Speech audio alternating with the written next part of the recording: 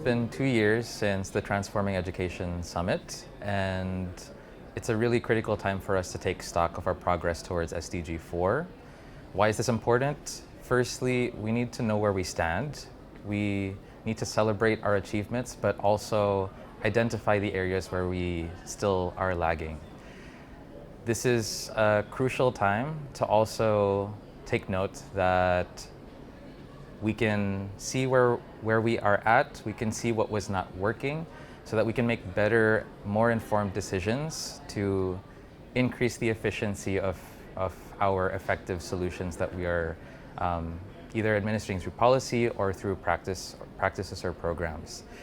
And it's very important for us to take stock because this is an important time to prepare ourselves for possible problems that may come in the future that we have never encountered, whether they stem from technological progress, for example with AI, or with global crises like the COVID-19 pandemic. Lastly, taking stock of our progress towards SDG4 is important now because it inspires collective action. It mobilizes support from all sectors, and it encourages innovative solutions that we urgently need to achieve the 2030 education agenda. And we need to ensure that everyone uses this time to reflect, to refocus, and to renew our commitments to transforming education for all and really ensuring that no one truly gets left behind.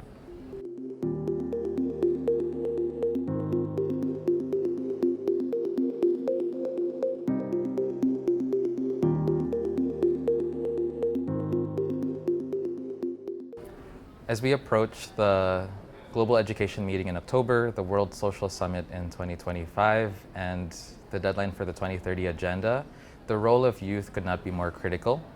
We're living at a time where we have the largest generation of young people living on this planet, 1.2 billion, making up 16% of our total global population. Young people are what would bring fresh perspectives, solutions that are grounded on the realities happening on the ground, and creative innovations that are essential to transforming education. This call to strengthen and expand meaningful youth participation in policymaking and decision-making is exactly what was called for by the UN Secretary General Antonio Guterres in the Policy Brief 3 of our common agenda. And it's clear why young people need to be part of decision-making, including at the Global Education Meeting coming up.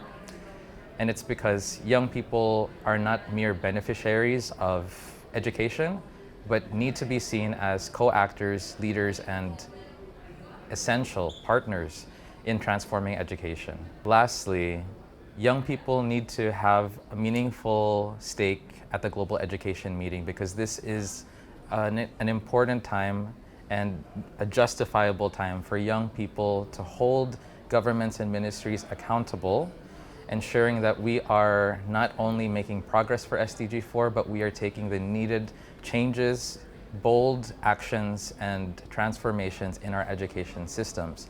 Because young people are not just the leaders of tomorrow, they're the change makers of today.